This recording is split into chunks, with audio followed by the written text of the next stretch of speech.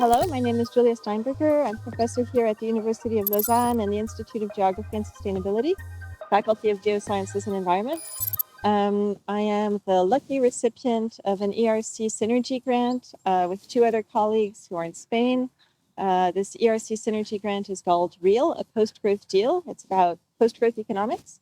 The amount of money we were luckily awarded is around 10 million euros. The project was awarded in 2022, started in 2023, and is going to run for 6 years, so until 2029.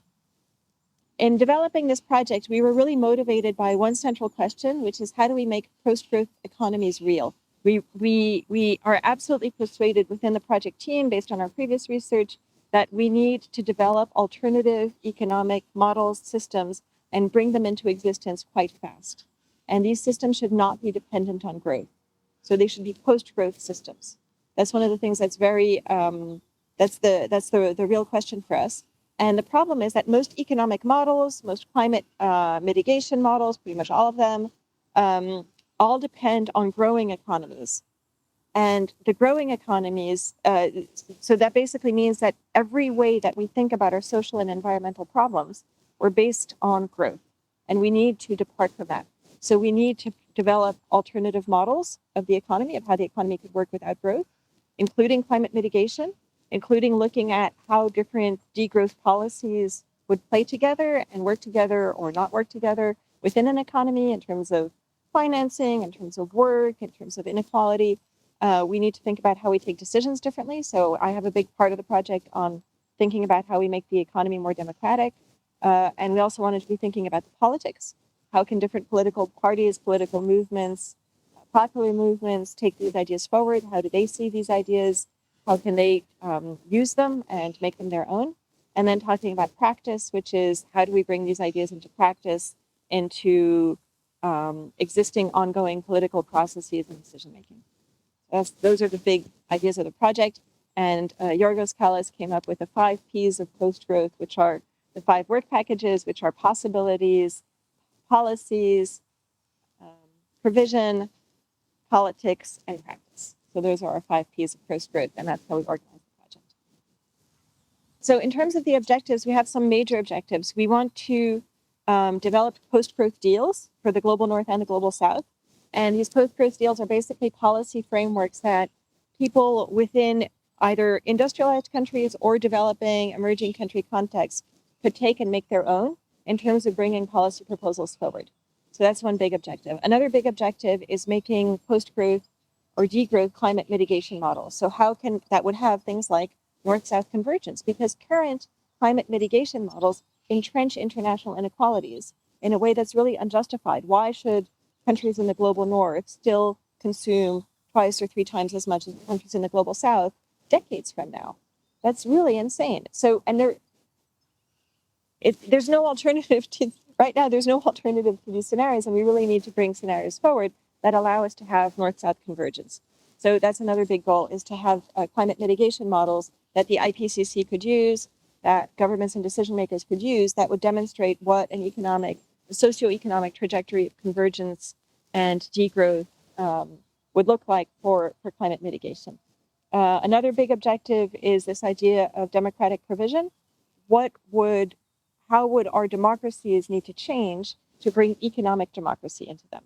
How can we bring citizens into economic decision-making and not have the biggest decisions of our lives be made by a few people in some corporate boards somewhere?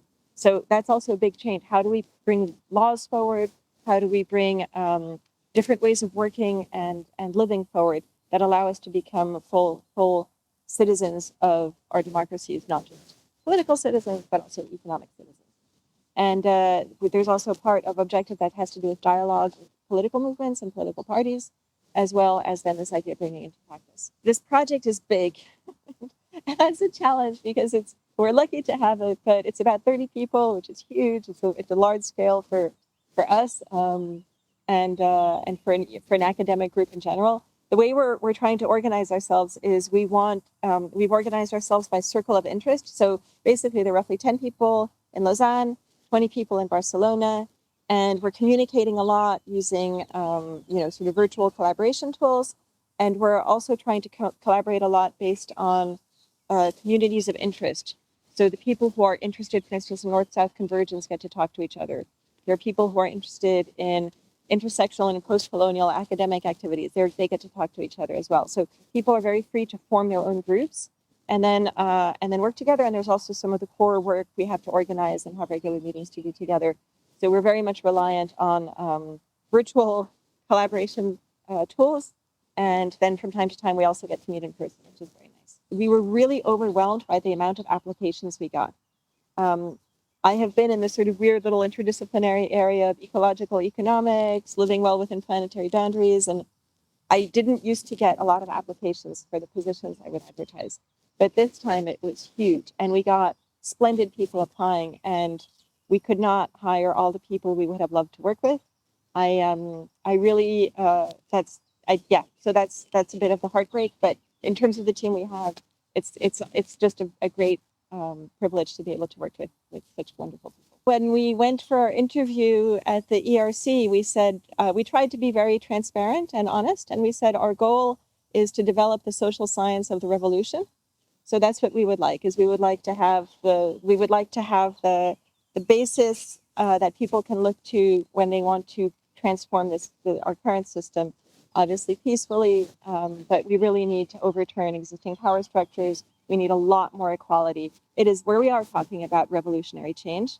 And so the question is, how do we do it? How do we bring it about? How do we work on it together and make it happen? The benefits for the researcher, I mean, a big project comes with more work, right? There is no magic that happens there. However, the University of Lausanne, I have to say, has been very helpful.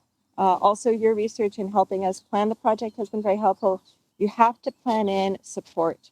You cannot do this kind of project without support. And so I have some support. I have some relief from teaching. So we were able to sort of negotiate a package that allows me to really spend a good chunk of my time, supervising people and doing the project. That's really important. So because otherwise, I don't think that's possible. So there's more work, but then there's also help with that work, especially if you plan the project right from the start. And I think the biggest benefit for me as a researcher is being able to have these wonderful PhD students, postdocs to work with. That's just the greatest chance in the world. These are amazing people, and they have great ideas, and it's just a joy to be able to work with them. To build such a project, you have to have some kind of a profile, and you have to know people in other countries that you have interest in.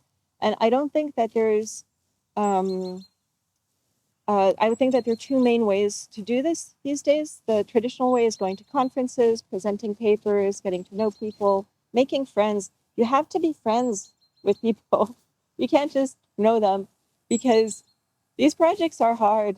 They take a lot of time. They take a lot of sacrifice. I think we sacrificed 2 summer holidays to put this project together. You don't do that for people that you don't love. So you have to really trust and sort of like each other, because otherwise you're going to be spending a lot of time online together. So you have to make friends. I guess the other way to make yourself known and to get to know people is on social media. So there are lots of different places people are doing that. I happen to be on Twitter, which is also where Jason was spending quite a bit of his time. So you have to choose where you are. I'm there now, but maybe we should also be thinking about how we situate ourselves. I know people are exchanging on LinkedIn, they're exchanging on other places as well. But those social media is a way to, for instance, if you have a paper published or if you have an idea, you can put it out there right away. You can get feedback on it. This is, there's far too much being published and going on in the world. So exchanging on social media really helps. And then you also get to make friends, because somebody pops up and says, hey, I have a question about this. How the heck did you do this? It allows you to exchange in sort of real time and get to know people in real time. And I think the way I got to know Jason, I knew Jorg goes through conferences, but Jason doesn't go to conferences. So I got to know him mainly on social media. So any project proposal, so every time you're a researcher, you have to learn new things. And it is honestly super annoying. You have to learn how to write an article. You have to learn how to write a PhD thesis. You have to learn how to write a conference abstract. And all of these things are different. And if you're trying to do public communication, you have to learn how to write a policy brief. That's still another thing. And proposals are also different. So you have to learn how to write a proposal. And proposals are the contrary of an academic paper. Because in an academic paper, you always have to be afraid of the reviewers, and you always have to say, perhaps, maybe we might have found something, perhaps don't hit us, right? Like, honestly, it's just you're constantly in this defensive posture. When you're writing a proposal, you have to be big and strong and beautiful and say wonderful things and promise the moon and and that's a completely different thing. So you have to have help from people who have done this kind of thing before, who can help you sort of present your ideas that way. Even if your ideas are not clear, like nobody knows what they're all the details of a project that's going to last, 3 to 5 to 6 years. But you have to make it concrete enough, precise enough that the reviewers get excited. Reviewers do not get excited by a vague idea. And so you have to make things sort of visibly exciting to the reviewers and precise enough that you can still do the work, and not be annoyed by it, but also really make the reviewers excited about it. And so I think that kind of thing takes a little while to learn, and it's worth learning, but it's something where you definitely need help from people who have more experience. You definitely need past examples of successful research proposals, and probably benefit from coaching. So that's one of the things that we're doing within our project now. It's not happening right away because right away people are just starting to work, but we are planning on having sort of a group of people to prepare ERCs, to prepare postdoctoral fellowships, Marie Curie fellowships as part of their work, because that's part of what we want for them. Is we want them to have wonderful careers, and part of the wonderful career means knowing how to prepare projects, having a circle of friends and colleagues that you can share it with, and just helping each other through the pain. So that's one of the things that we're really intent on doing. You really need that kind of support. Otherwise, I don't know how it would be possible. And so we benefited a lot from that. We also benefited, especially at the interview phase. So these organizations prepared mock interviews for us. I'm serious, we spent our summer on it. If there's one thing, if the ERC is listening, putting deadlines at the end of holidays is uncool, okay? That is an uncool thing, because they do this all the time. They told us mid-July that our interview was at the beginning of September. And that is how we spent our summer, was preparing for that interview. We knew we only had one shot at this, and we wanted to make it happen, okay? And so your research and the other organization in Spain, or each organized a mock interview for us, and those were essential to helping us get the project. We actually had 4 mock interviews total. And yeah, so that was a lot of preparation, but it really, really helped us. And the whole process was really very supportive.